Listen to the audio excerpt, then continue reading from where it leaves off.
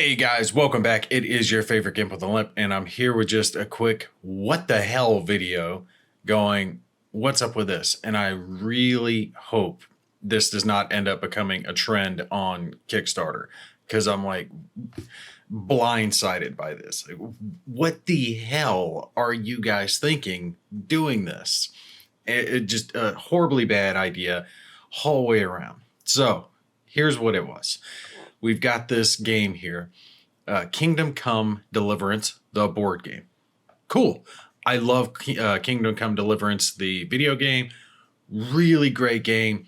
If you like medieval time frame and it's not swords and magic and dragons and stuff like that. It's not Skyrim. It's like an actual more realistic type thing. You had to level up your skills. You started off as kind of a blacksmith peasant kind of guy, but you didn't have, all these huge skills. You weren't fighting dragons, right?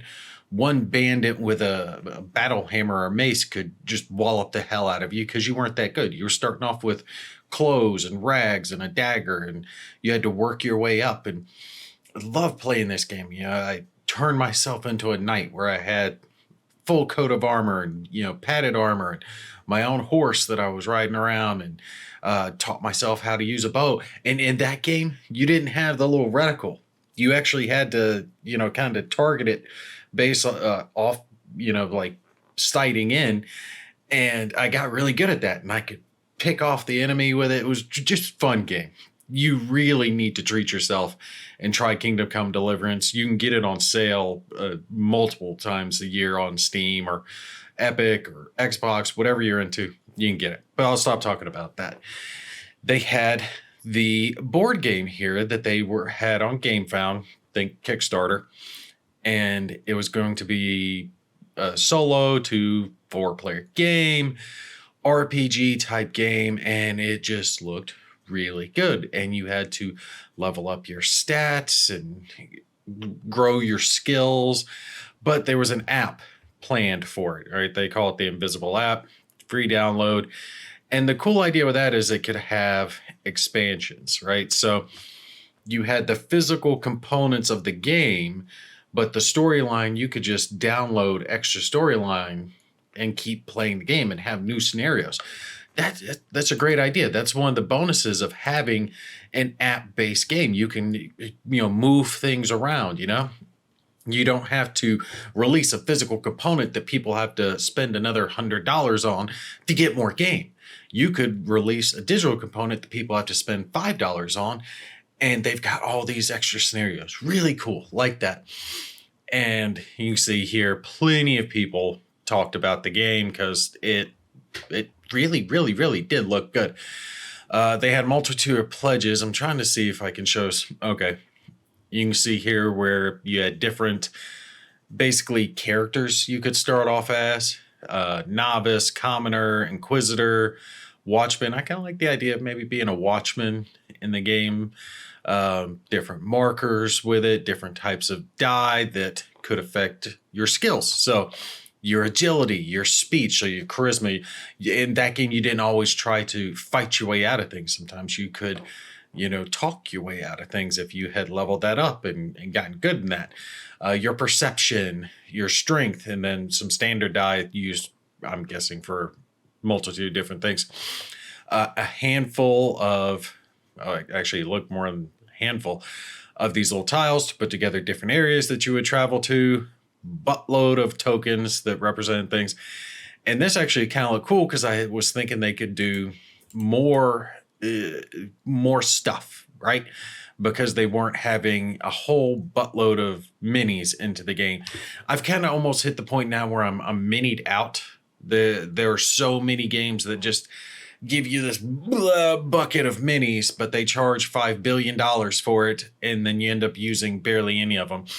Give me some standees, give me some tokens, and let's just play the game, call it a day, See, they had a multitude that would come with it. Alert dice, brute dice, furious, the different types of attacks they would make. 210 weapons and items. That looked really cool, like that. different types of attack dice, because you could attack with slashing type attack, stabs, blunt. So think using a mace weapon versus a sword weapon versus a dagger or a rapier, or using a shield, because you could sword and board it. Lots of good ideas here that I was very much looking forward to. Now, of course, in the game, you had perks. Perks were in this living rulebook, or a Linen finished rulebook, but it would have been living rulebook because thanks to the app, they would be able to update it. Now, the app is, I think, where they went wrong. Okay.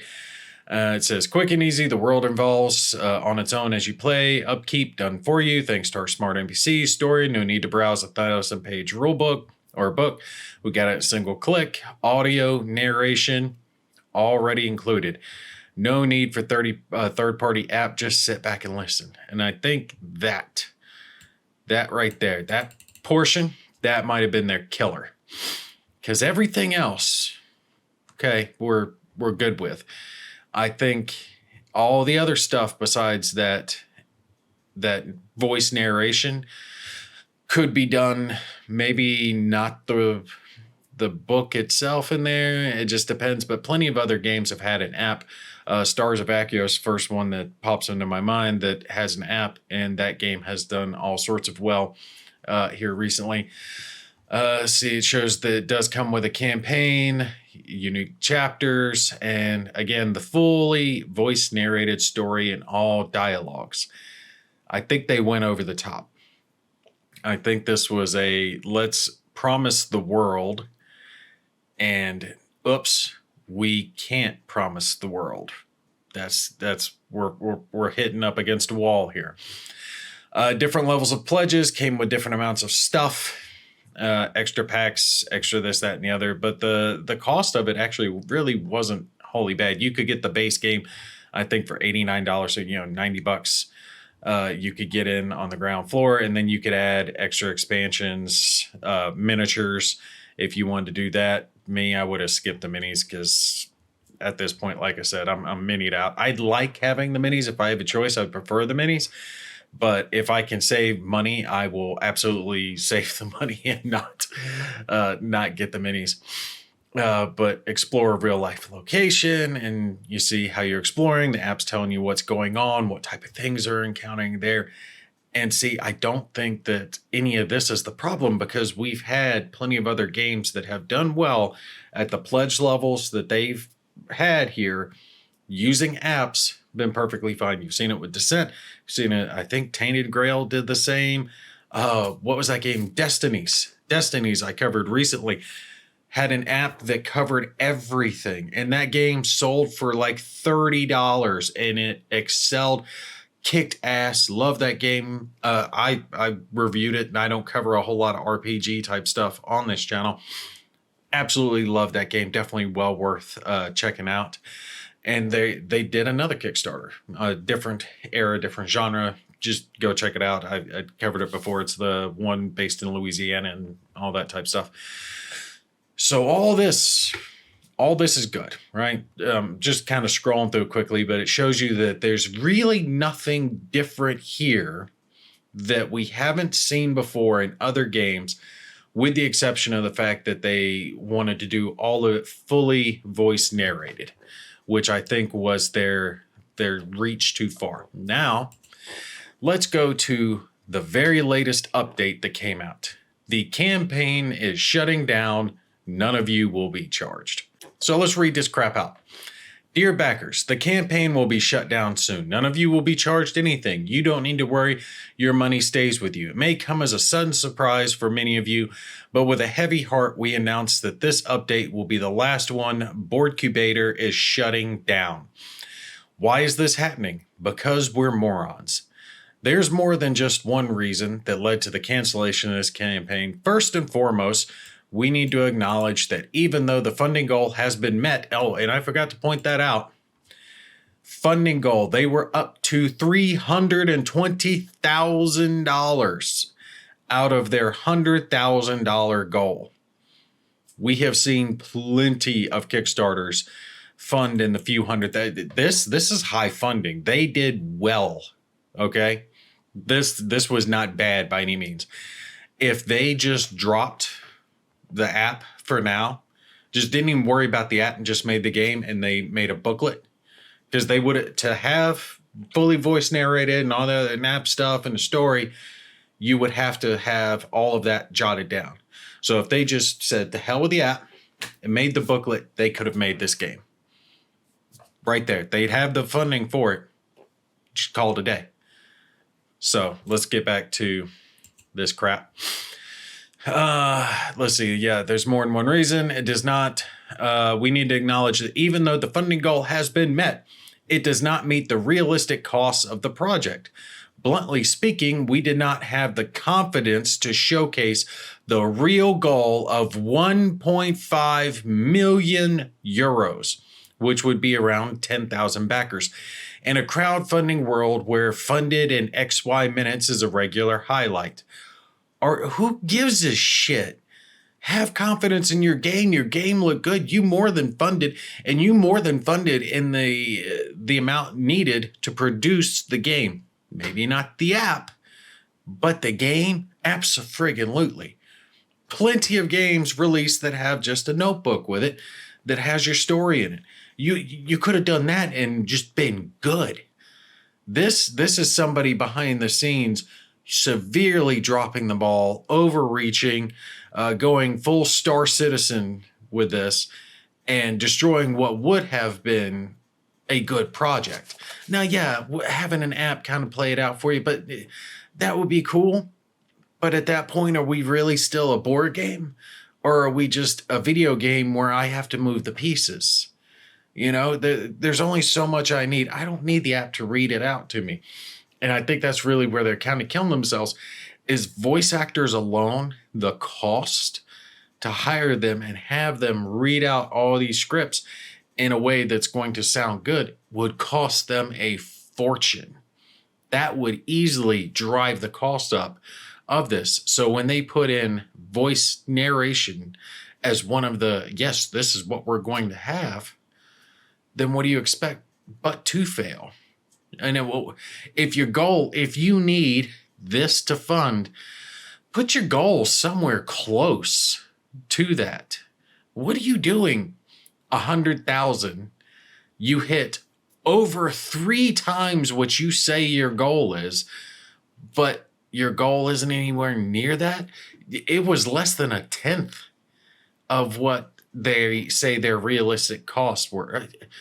Very few board games fund in the millions. All right, you need a huge IP.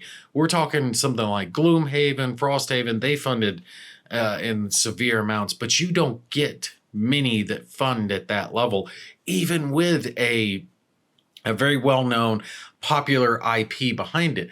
Kingdom Come is a popular IP, but it's not funding a board game in the millions popular. Right? They hit what I would realistically expect.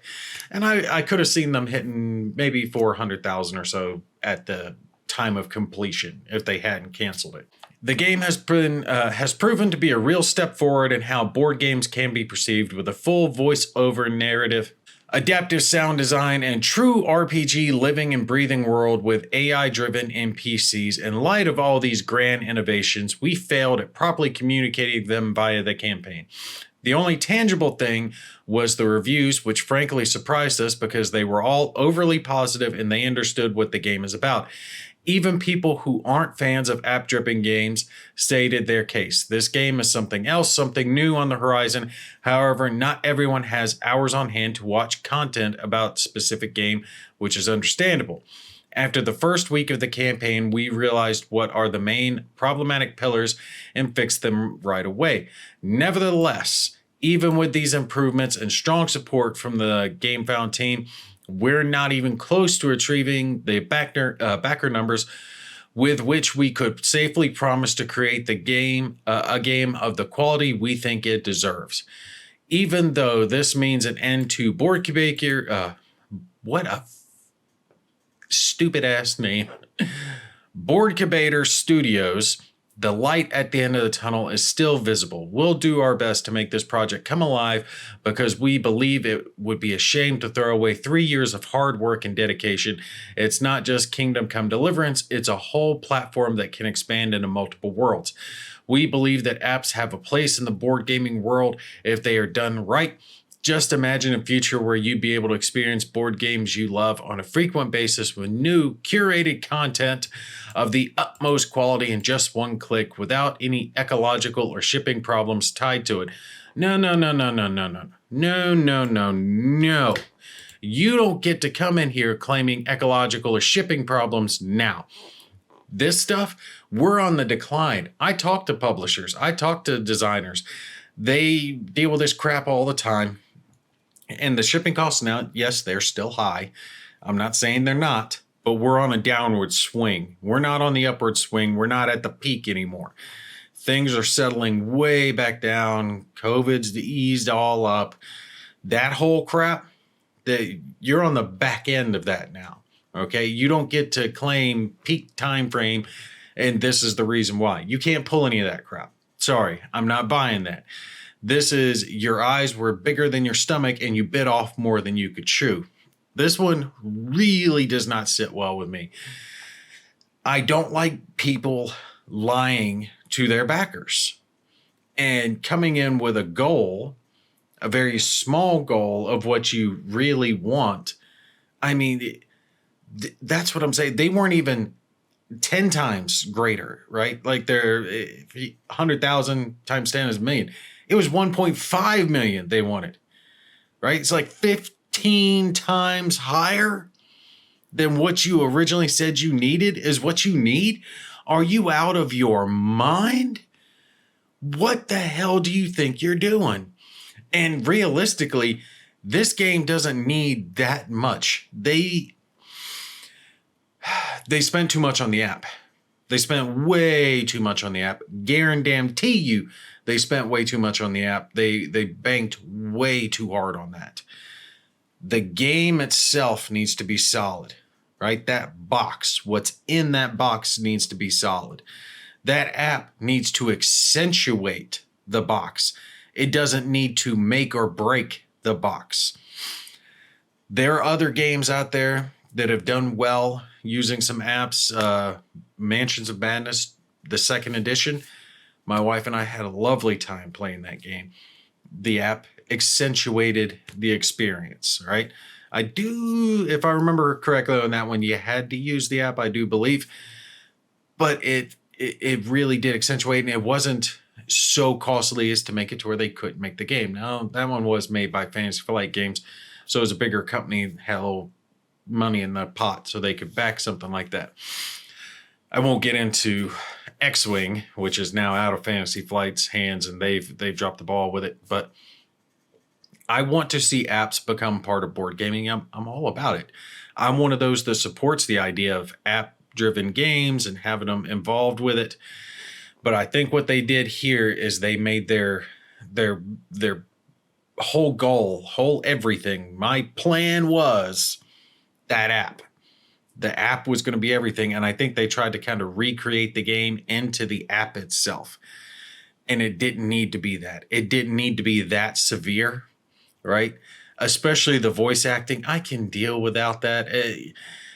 Have a AI sound, read it out to me. I mean, you can get those now that don't really sound that bad.